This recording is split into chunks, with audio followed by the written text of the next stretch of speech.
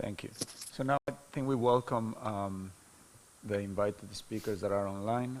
So we have Professor DiPino. Thank you for joining us, Giovanni. And then Dr. Early will join us here in person to also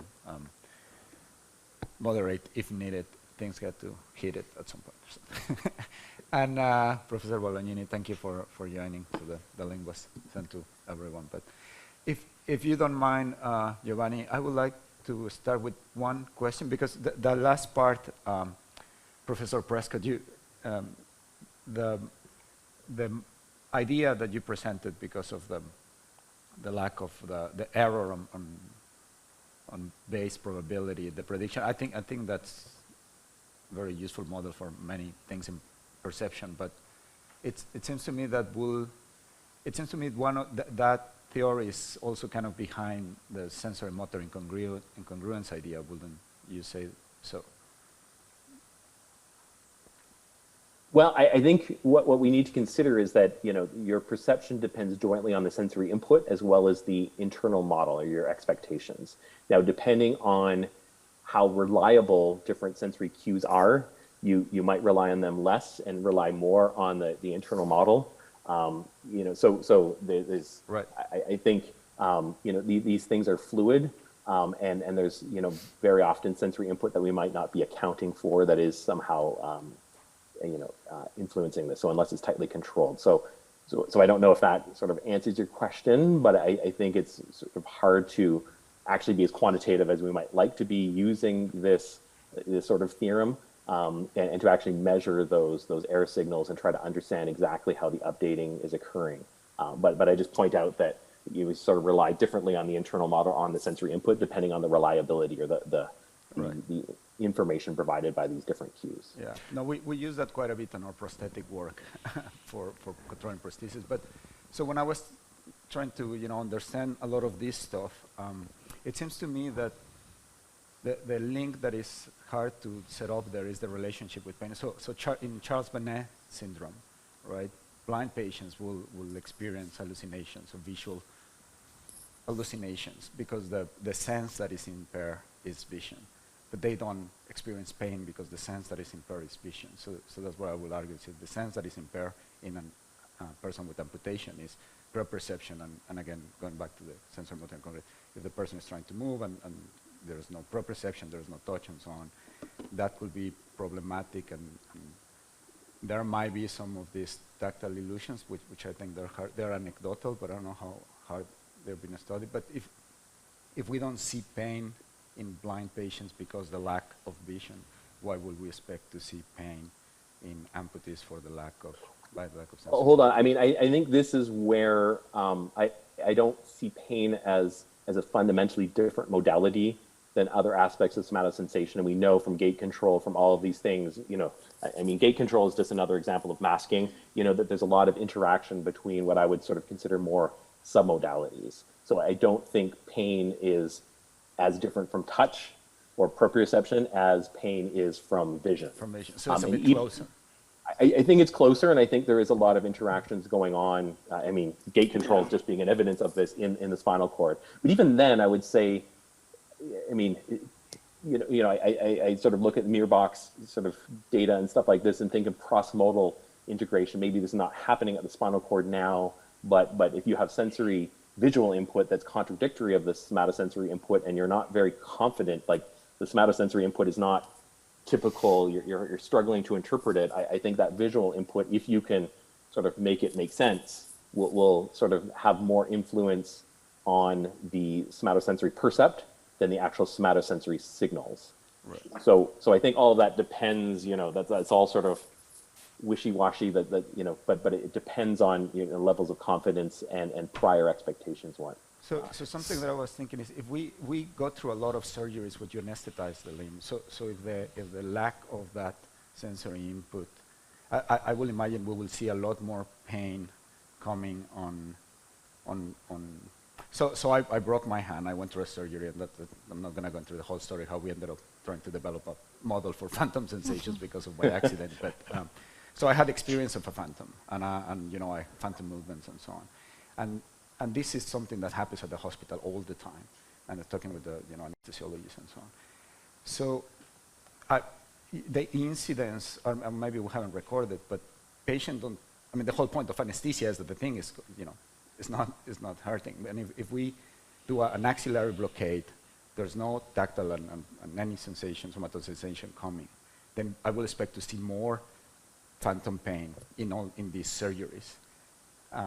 Considering. I think it's a matter of time scales, though, because I think if you kept that anesthesia on for days or weeks, then who knows what would happen, right? And I'm always struck by the fact that in neuropathic pain in general, and I think this is true in phantom limb pain as well, that the onset can be quite delayed, right? That these things are changing on time scales that don't necessarily match very well with the time scale of hyperexcitability, let's say. But I think you're updating the prior, you're causing plasticity on quite slow time scales, and sometimes in response to quite sustained changes. So the duration of anesthesia for a surgery might not really be enough to trigger some of these things. But I think if you did this for days on end, you might have a different story. Right. It's about 12 hours, but 12 hours, but yeah. So anatomically, where would you think you can detect changes? Obviously, with spinal cord stimulation, right, you can see differences. But are you assuming that it's spinal cord and it's cortical changes, or is it actually happening in the cortex level? Max, we cannot see your camera. You cannot see the No. We hear you, but we can't see you. Okay, but I think the people online can see us. Right? So you. Hopefully. Okay, I'll try to answer that by saying that I think in all sensory systems, this is true in vision, and it's equally true in somatosensation, that you have descending inputs. Descending inputs as far back as the spinal cord. These are actually very powerful and probably contribute to spinal cord stimulation. I completely glossed over that. But you also have recurrent feedback at the thalamic level, at basically every level. So we're dealing with feedback loops sort of nested inside other feedback loops, which I think make it very difficult to sort of pinpoint one area. I'm sort of a proponent of distributed representations, and somehow sort of these effects sort of pop out of things that are quite distributed and hard to pinpoint. What I would say is that for visual illusions, when people have tried to measure and sort of combining different illusions that are known to operate at different scales, people have shown that some of this feedback sort of related to expectations can affect incoming signals as like very, very early in any sort of sensory pathway. But I don't think it's limited to any one sort of point. I think it is really quite distributed. So you're suggesting a Matryoshka model in some ways. Yes, in some ways, yes. I think that's a reasonable description, yeah. So in terms of timeline, our experience from the U.S. military was that, sort of talking to some of our patients, they woke up from their surgery with phantom limb pain. So it can be a very rapid time scale. So some people it takes years to develop phantom pain. So we've also heard stories from some of our military personnel that it was 2 years before they developed phantom pain. But the majority, it's fairly rapid. And similarly, sort of there have been experiments where people patch one eye and do imaging, and they can find changes in the occipital cortex within several hours. Obviously, sort of with like Max's experience with anesthesia for his hand surgery, he may be one of the few patients who wrote a very detailed description of things as they progressed over time for his surgery. Our feeling is that you can get phantom sensations fairly quickly that come on, and then they resolve fairly quickly when the anesthesia wears off. So I think it would be interesting to see what happens when you have persistent analgesia. Yeah, I guess my question would be, does this depend on pain before the procedure, and does the quality of the pain evolve over time? Because I think different types of pain have different origins, and so I certainly wouldn't exclude that this happens, but I would be really interested to know sort of phenomenologically, how these things evolve over time, because I think the timing, the onset kinetics tell you a lot about the underlying neurobiology. Right, severity of pain might be the fact you have to, correlate with, excuse me. Yeah.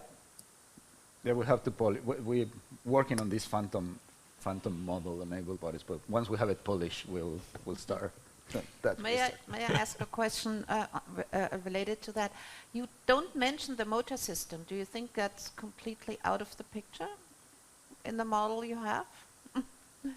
In the model I have, the rats are anesthetized, and so it's out of that picture. Yeah. But I think, you know, it's really striking to me that spinal cord stimulation is used, you know, in pain medicine. It's also used in spinal cord injury patients, and you know, those populations seem not to talk at all.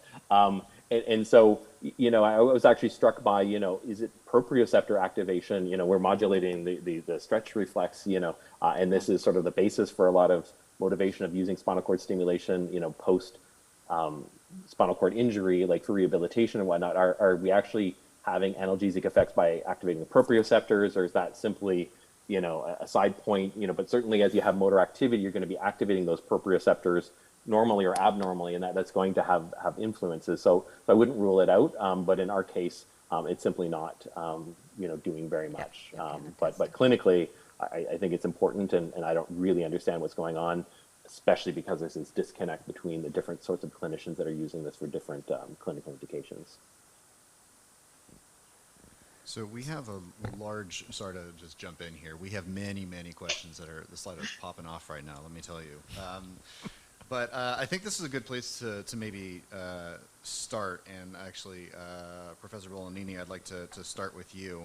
There's a question here near the top. We've heard over the past 3 days, we've heard a number of phantom limb pain treatments at ICPLP, anything ranging from non-invasive techniques to surgical techniques. What determines which of these techniques or approaches will be the most effective for someone, and how can we combine treatments together to result in something that works out best for the patient? Oh, well, it's difficult to say because we don't have enough data. So the first choice is starting with a treatment. In my view, we should start with a behavioral treatment that works for that patient. Thinking about mirror therapy for lower limb amputees seems to have a low quality of evidence as compared for upper limb amputees. And we have seen all the study combining this kind of therapy with motor cortex stimulation. Second, we have to know exactly what a given behavioral therapy is doing to, I was saying that also to choose how to combine the stimulation. We are all starting with motor cortex stimulation, but also motor illusion, sensory motor, conflict, maybe another side, multisensory side may be more effective. So it's very difficult to decide, but we have no enough data now. We have to try, but the thing to do is know very well how one task activate the cortex as to choose the task to be combined with a given type of motor cortex stimulation or parietal stimulation and so on. So I don't have an answer because we have at the beginning of this kind of a research in phantom limb pain, especially with TDCS. So, and even we have more data, some Q come from the stroke literature, that we have seen that it's not enough to combine TDCS with any therapy. We have need a rationale behind, and the rationale behind is based on our knowledge of the mechanism, brain mechanism activity by given task or brain stimulation. So it's. So I'd like to follow that up with your thoughts on why the two studies you presented, the results of when it's paired with mirror therapy, have contrary results. What's going on? Yeah. So yeah, So firstly, if you read carefully the paper, there are very huge methodological difference. For instance, the study of training was performed in very large sample of lower limb amputees, all with a traumatic amputation. The heterogeneous sample with a small number of patients were recruited for the other study. But look at the study of the group of training. In that case, the mirror therapy has no effect as compared to the cover mirror therapy. There was a huge placebo effect. So in that case, in my view, they were combining and or they were doing, consider that they did the mirror therapy 2 weeks in the lab and 2 weeks at home. So maybe they did not control how the patient did the therapy, but if you look at the behavioral data, seems to suggest there's no benefit from the mirror therapy. So you are stimulating the brain to enhance the effect of a therapy that didn't work in that sample.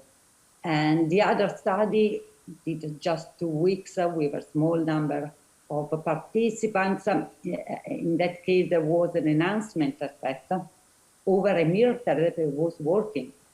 So this is one main difference between that two studies. And with respect also of the TDCS, they performed the TDCS, for instance, the group training stimulated or localized position the electrodes over the end motor area of the missing of the contralateral limb, lower limb amputees. So I said before that low spatial resolution may overcome this, it may be an advantage, but you're still targeting a different body part. So Nadia, so going back to your presentation, because there are questions related to it. So can you repeat which cortex do you modulate with which techniques and what did you find? So it was ipsilateral, was the M1. Sorry. So in every study, they always target the contralateral hemisphere, contralateral to the amputation side, in every study. And except for us, everybody used a nodal TDCS over the motor cortex. We also tried with the parietal stimulation of the contralateral hemisphere, but we, in that case, modulate only non-painful sensation. And besides the reduction in phantom limb pain, you found an increase of phantom movement, right? Or yes, right. Am I correct? Okay. Yeah. Associated with phantom limb pain relief. Yes. Okay. Yeah. So this was just to clarify, responding to one question. And no, I was wondering. This is a question for you and also for Professor Prescott. If also the stimulation, the one that he studied in the spinal cord, if may have an effect, a central effect on S1 or other cortices, sensory motor cortices that may justify also the analgesic effect. Yeah, I think, I presented, just for sake of time, a simple story of, immediate effects in spinal cord, which are thought to be important, but some of these, effects could also be mediated through the engagement of descending modulation, and certainly, if the analgesia mediating signal can make it to cortex or make it to thalamus, the same sort of gating mechanism could be happening in thalamus. I think it's a question of how far can those signals get, and what effect are they having when they get there. So there are some constraints that would make certain mechanisms less likely than others, but I don't think it's as simple as what I've presented here of only engaging inhibitory neurons on a very fast time scale, because certainly on slower time scales, you have a lot of other things going on, and that can include non-neuronal cells, microglia and whatnot, that are also sensing this. So all of those things come into play in much more sophisticated ways than I've depicted. Thank you. comment on that at this point? Okay. So I may go and read other question. Yeah, I have a question here on the Slido that I think would be appropriate for Dr. Procurator Bodman, and maybe you can comment on this. Let me see if I can find it before I destroy the room with the audio. We have, oh boy, where did it go? I'm on the spot now. Are there any outcome measures that ask about the perceptions of the body and the phantom and or the prosthesis, some way that we can maybe evaluate progression over time as we implement all of these treatments, some way to sort of look at the relationship between how somebody views their prosthesis. Is that something that you can chat about? It depends on the research question. You can, as I said, there are, if you're interested in prosthesis embodiment, there are some behavioral tasks. You could even take these I presented in the beginning of my talk. You could use prosthesis embodiment questionnaires. So, yeah. We did a review on that is in a preprint. If you want to look at a summary of the different metrics for looking at embodiment. The problem with embodiment, of course, is that there's not a standardized definition, and there's different ways of looking at it. We like to see it as made out of the sense of agency and ownership, and that's mostly so because there's a couple of ways of measuring it, developing some objective ways of measuring agency, and so or at least we're trying to. But it's a complicated business.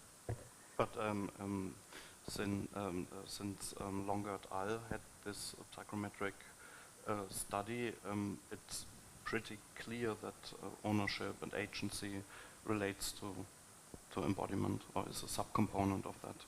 Maybe there's more. Yeah, you're right. But these two, I think there's consensus about that. Right. So now that we're talking about that, we have there was this paper by let me get the author right. So I thought it was quite interesting. Martini et al. In Scientific Reports in 2015, where they had this virtual hand illusion with different levels of transparency, and it seems like they found the tolerance to, or the pain threshold seemed to decrease when ownership increased. And so that's quite interesting, because that'll mean that if they felt that the virtual arm was their arm, they had less tolerance for pain. And so that, what will that mean for prostheses that are embodied? And okay, first it's acute pain, right, and yes, this so might be different, although this visually induced analgesia is also present in the same chronic study. pain. Yeah, also for chronic back pain, also there are some results about that. We simply don't know. As I report on this Nirola study, the importance of the spatial characteristics, I don't know exactly what they did, but I think they were interested in whether or not you receive less pain when you become invisible, because there are some very interesting results showing that when you have an invisible body, you have less social anxiety, for example. Yeah, and I think they were interested in that, but I don't know exactly what the method was here. And it's, as I said, acute pain. It's acute pain. And it has to be replicated. So I'm not convinced that more ownership. This is what you might mean here. More ownership is associated with more pain.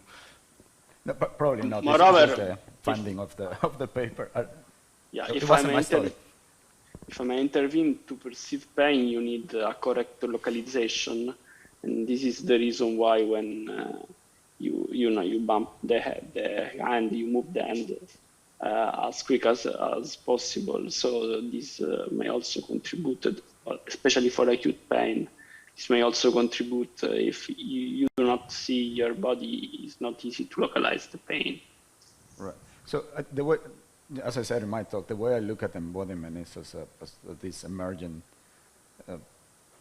sense out of the sensory motor processing. So looking at embodiment as a solution for pain, it kind of like steps the sensory motor process, because you need to get that first, and then you're going to have embodiment. So that.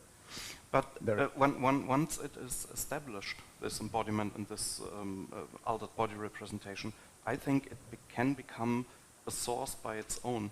Yeah. Then you have these perceptual dependent plasticity. You mean there are additional implications? So once it's established, there are additional implications. Oh, yeah, it could be, yeah. But it's very hard to disentangle these processes or the timeline. Yeah. I think there's Professor Mackin is raising her hand. Yes. Yeah, hi. I just want to say, I mean, I totally get the philosophical fascination with embodiment, but when we think about clinical applications, we need to be a lot more careful. I mean, you know, phantom limb pain is hard enough to define and measure and quantify and track. And when it comes to the evidence involving embodiment, there's absolutely no causal evidence that embodiment contributes to better prosthesis use. This is just our intuition. Same goes for phantom pain. And I think our intuition should stay in the philosophy books and not in the science books, because these correlations that we identified could really go either way. So I'm just inviting everyone to be a bit more cautious when, you know, when investigating this concept. But so I will present a single case to ponder for people. So we years ago had an amputee tell us this story about his phantom limb pain. So he was a unilateral lower limb amputee. He would get these episodes of phantom pain in the afternoon, and when he did, he actually had a friend with him a couple times, and the amputee basically told the friend, hey, can you just massage your leg? And when he did that, the friend was massaging their own leg. It actually relieved the phantom pain in the amputee, but only when they had the phantom pain that came on. So when the phantom pain was not being felt, no matter what the friend did with the leg, the amputee felt nothing. But when the phantom pain was present, the friend massaging their own leg, corresponding to the amputated side and phantom on the amputee, actually relieved the pain. So our theory is that it may be one of these things where, you know, embodiment or agency suddenly transfers with the activation of the sensation of phantom pain, and then it gets turned off. So we've not heard anything similar, but this N of 1 situation sort of may suggest that there are other mechanisms that are going on.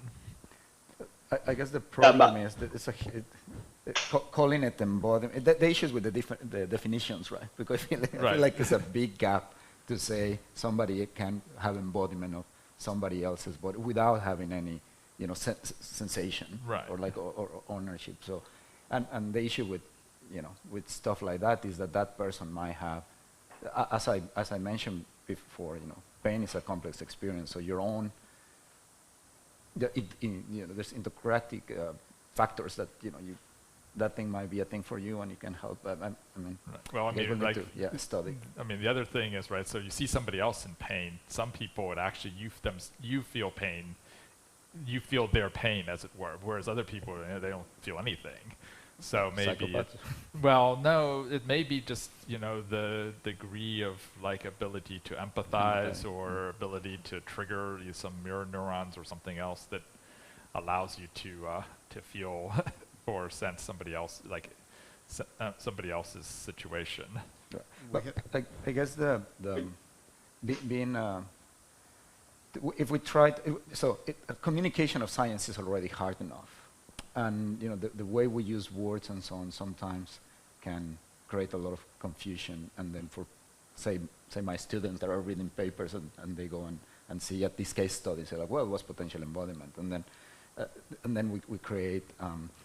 So I will agree with Tamara on that, and I said it since a few years or so, though, we have to be a bit careful on the use of these words because they very quickly nobody says that there is a causal relationship. So I'm really aware of this correlational nature, but why should we not go on with that and use for better experimental designs to disentangle this? But also, I did not catch very well if the problem is to correlate embodiment with a better prosthesis use or embodiment with less phantom limb pain, or both of them. Everything, I suppose. I would say both. And I also want to say there's a bit of selective reporting here, because there's lots of, there's a bunch of studies that did not find this relationship. And I've actually published a couple of papers showing the opposite relation, so no relationship between embodiment and prosthesis use. But there's this beautiful, notion of embodiment that I think especially young students are really drawn to. I don't know why, but this is something that every student that comes to my lab wants to study. Again, I totally agree with you that, as basic research, it's an interesting notion. It could be a good potential measure for this network stuff that we're keep talking about, but don't really know how to capture. But we need to be more careful for clinical applications, because we are just adding another variable that is very difficult to quantify, that there's no evidence, not strong evidence, that it plays any causal role in the problem that we're trying to solve, which is number one, phantom pain. That's the number one problem for every amputee that has phantom pain. And number two, prosthesis use, which is also a really important problem for most amputees. So I don't see why embodiment should be prioritized over the more difficult and less sexy problems that we've been facing, like contribution from the periphery, memory of pain, and all these other things that we really need to address. Yeah, but I would like to point out that people who construct prosthesis and orthesis have found it very useful to assess how, to what extent people can really incorporate this foreign object into their body. And there is some good evidence on that, suggesting the better they can do that, the more they accept it, the easier it is then to continue in training. So I think there are different facets of this problem, and I think functionality of orthesis and prosthesis is, for example, something where measurement of ownership and also agency over the foreign part can be quite helpful in improving the prosthesis or orthesis in a way that they are more accepted by the patients, which is a big problem for those guys who construct them. And so that's a little different, of course, from the phantom pain. But it sounds right, but do we have good causal evidence, no. Or is this anecdotal? It's for the construction stuff from the engineers, there is very good work from some people in Darmstadt, for example. They have used that. But I think it depends on the purpose, and if it really increases your knowledge. It's definitely true that you can reliably and validly measure it. There are instruments that are good at that. The question is, will it explain everything every question you ask? And that, of course, I don't think so. But I think there are certain areas where that can really be an additional useful measure.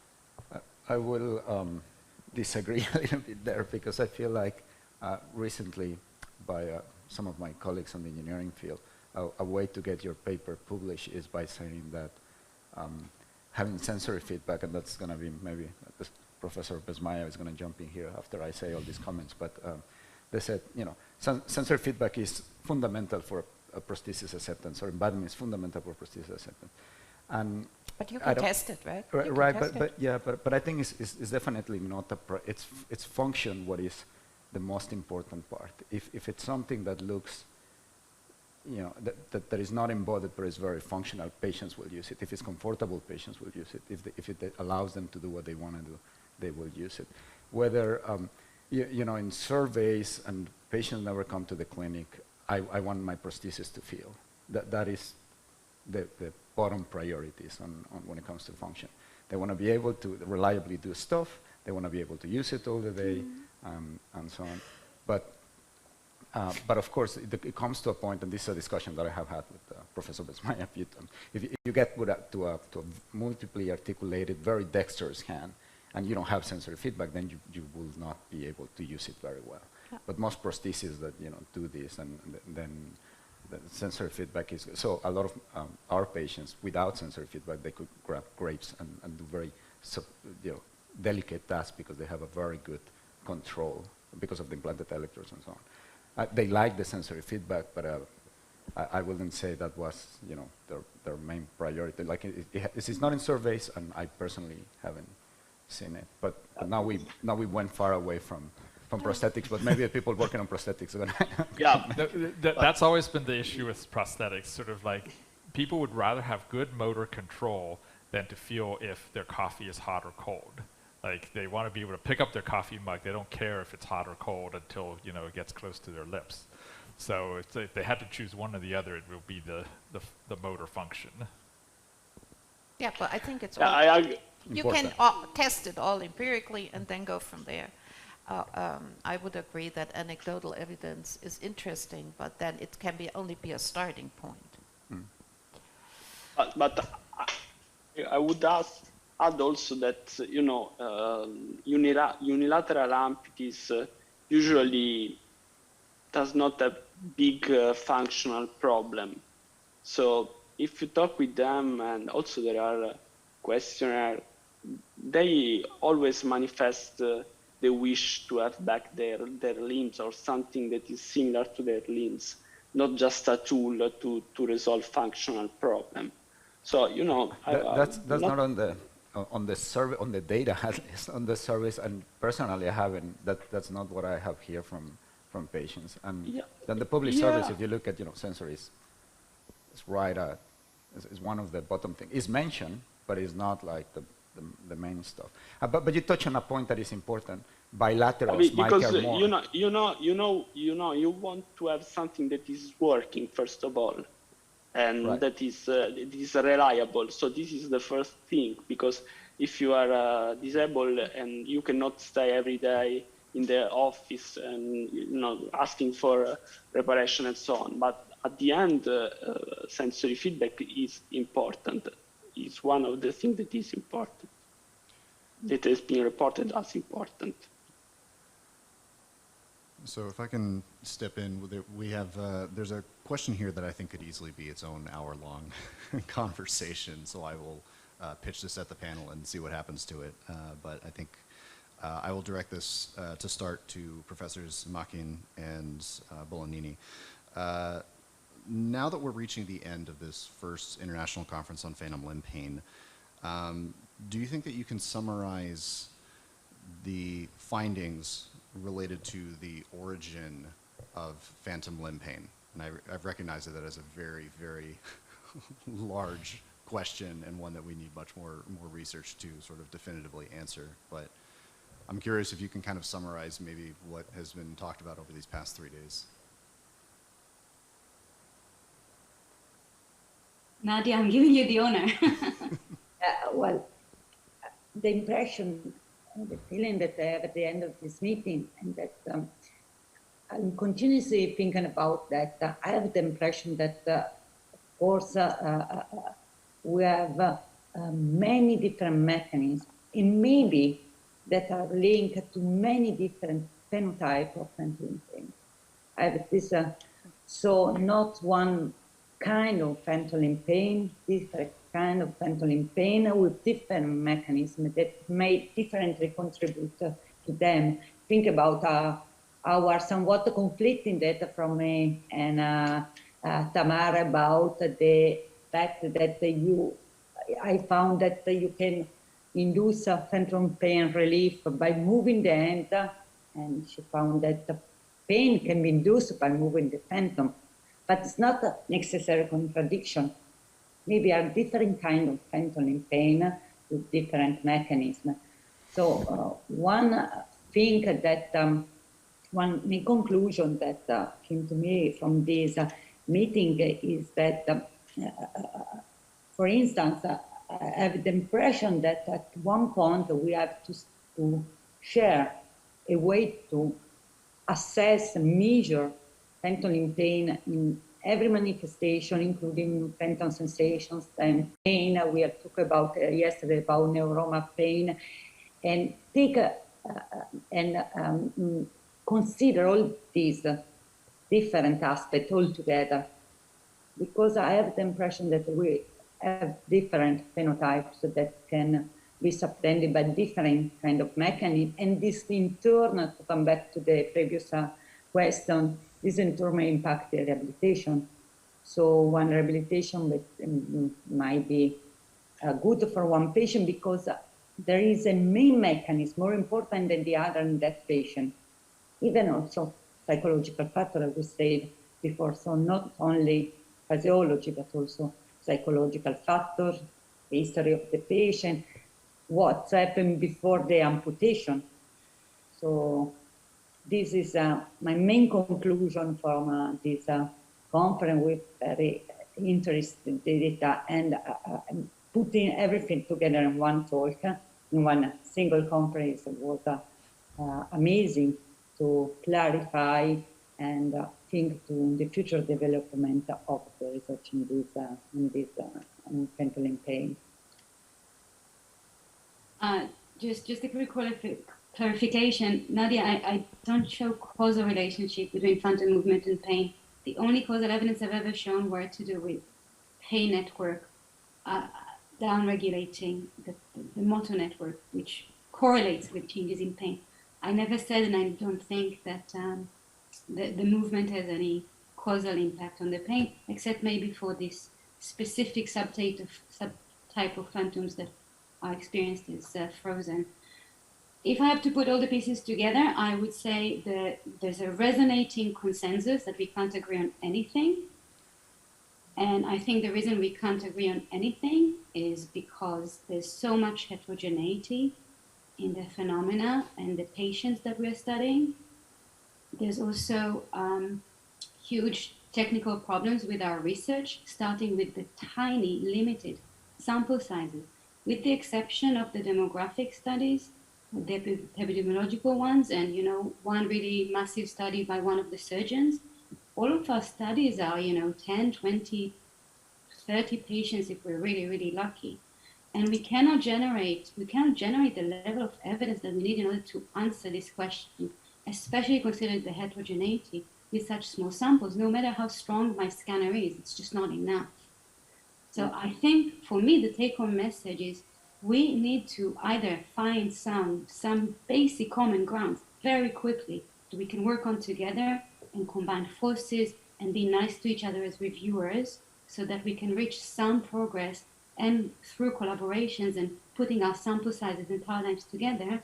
Or alternatively, if we can't reach consensus, maybe there's nothing special about phantom pain. I mean, Herta has been kind of suggesting that at many times in many ways that, sure, there might be some peripheral contributions that are shared with some types of pain conditions, but then there are other chronic and sensitization processes that are not specific for phantom pain. So if we can work with other patient groups, maybe we can reach much better advancement with our treatments.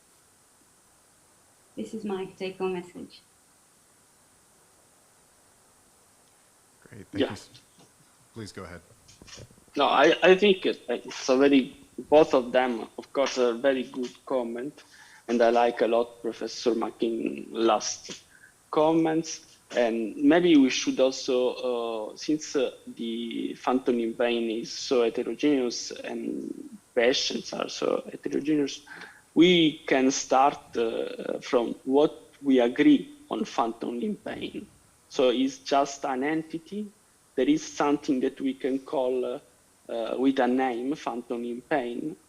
Which one are the minimal features that a patient should have to be considered a phantom limb pain patient?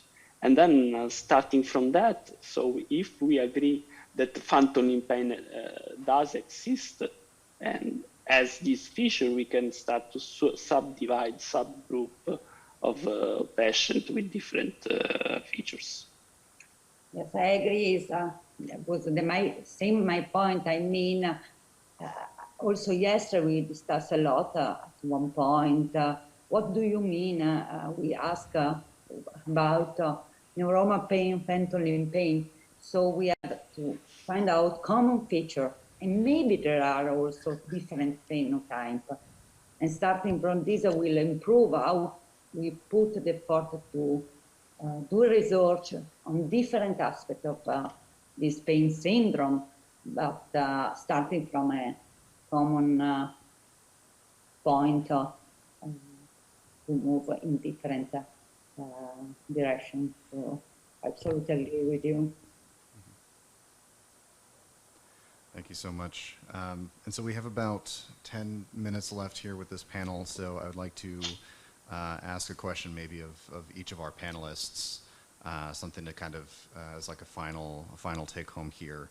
And this is also a question that was from our Slido. So for each of our panelists, and I'd like to start with our panelists who are joining us virtually. Now that we're at the end of this conference, what do you think are the most important questions related to phantom limb pain for us to try to answer or address in the next 5 to 10 years?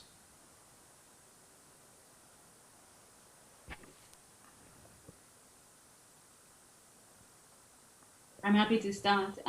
For me, it's periphery. I want to understand how much of the effects are driven by peripheral causes, because at the end of the day, this seems like the easier problem, the periphery. So if we could understand how much periphery is driving the effects and how much is modulated by central mechanisms, I think we could do a lot more.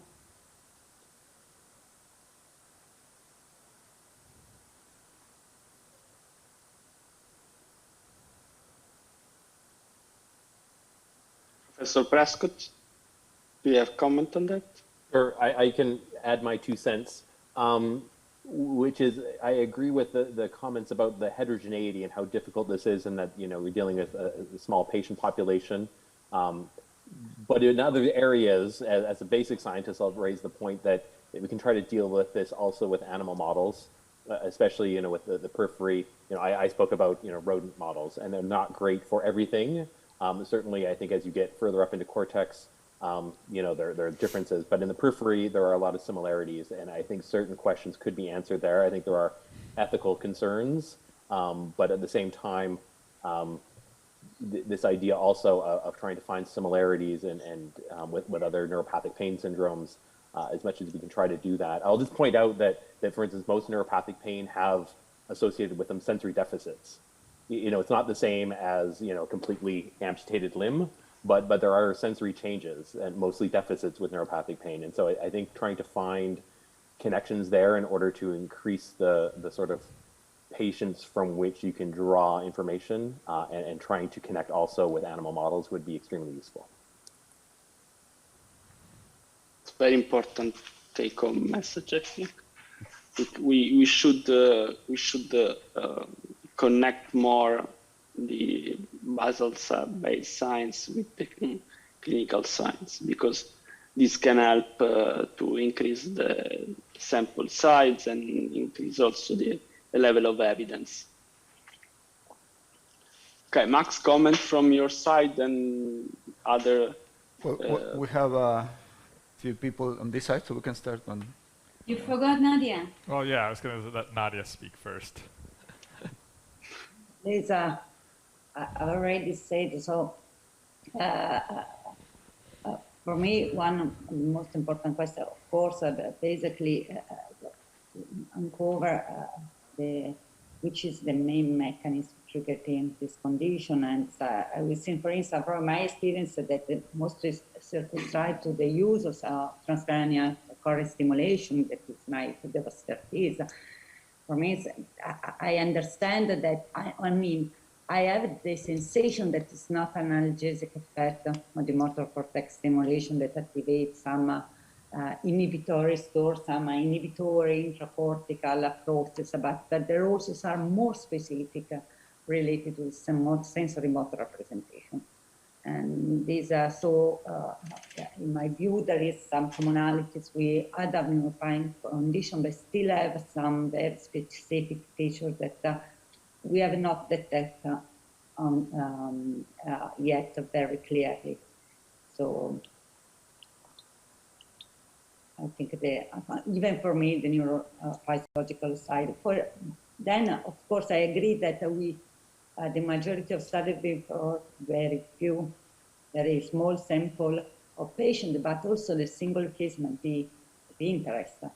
I mean, to again have this idea that there might be some phenotype of phantom limb pain that may respond different to one treatment and may have a different contribution of the all different mechanisms that came out to be related in some way to phantom limb pain. From a clinical point of view, I can say that in these 3 days, I had a lot of nice solution to treat the peripheral problem, especially yesterday, listening to the surgeons. So, of course, the peripheral trigger is very, very important, and we should understand in the future how much it is important.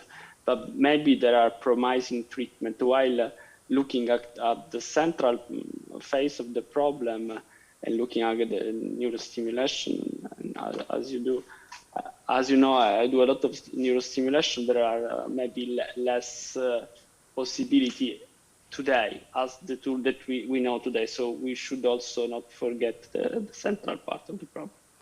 If I can jump in that one, I think, you know, the issues with the neuroma and the problems in the periphery, I think we're pretty much almost done with that.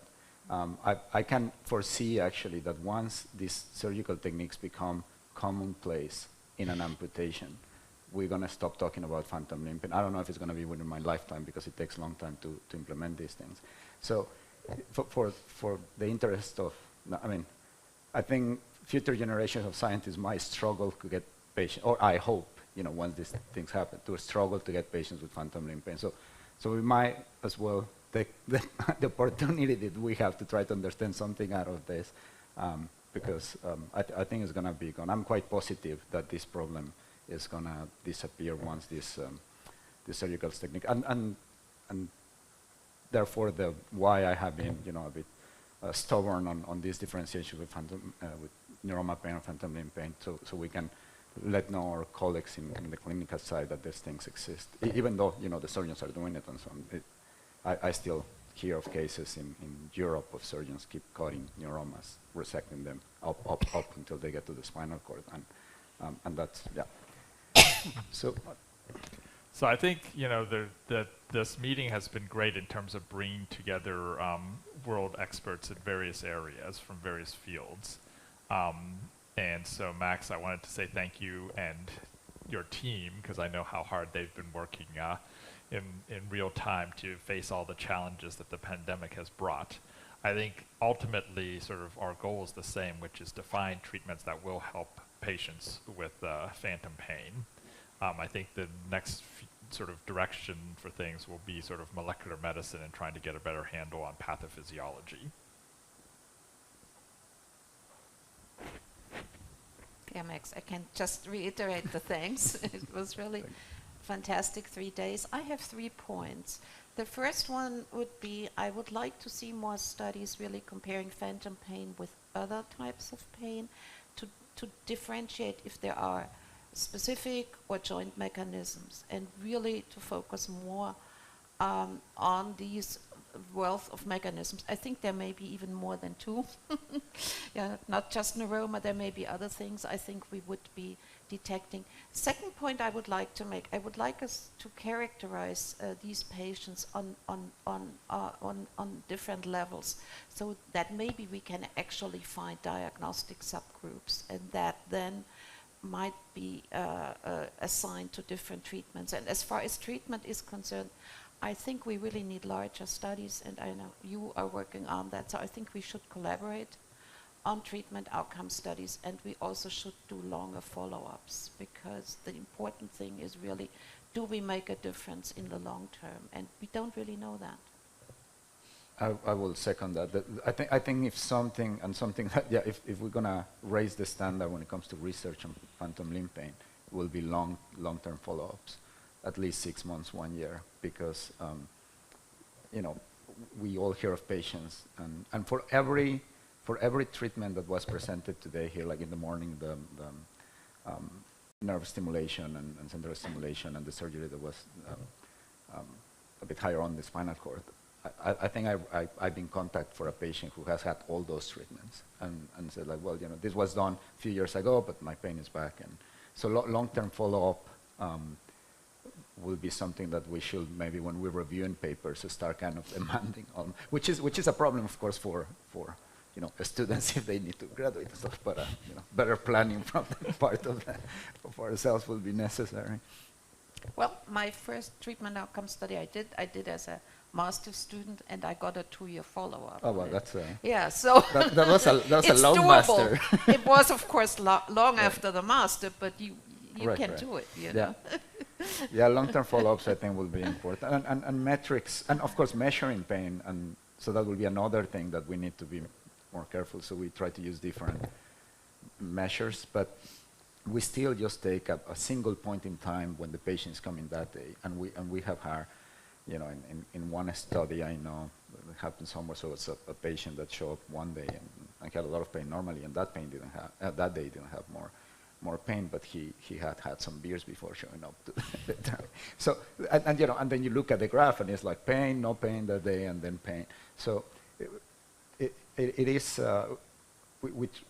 as I said in my presentation, we try to develop this app to track the profile of pain for longer periods of time, and that's not a perfect solution, but thinking about ways of measuring pain, it's a challenge. I think it's one of the biggest challenges that we have. Robin? I think this characterization issue is very important. What I learned here about neuroma was very important for me, personally for me. And another thing is the best models we have in clinical psychology are the biopsychosocial models. And I missed a little bit the psychosocial side here because it was very heavily on the biological side, which is important, I know. But what is the take-home message for me is to not neglect this important side for the patients.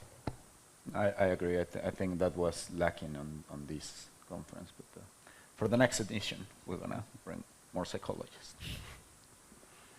Great. Thank you all so much. That concludes the panel. So if we can have a round of applause for all of our panelists.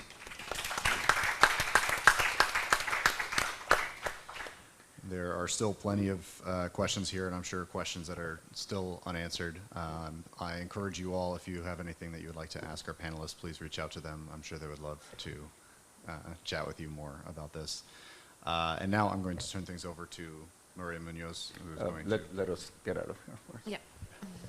First, I'm going to let them... Thank you, everybody who...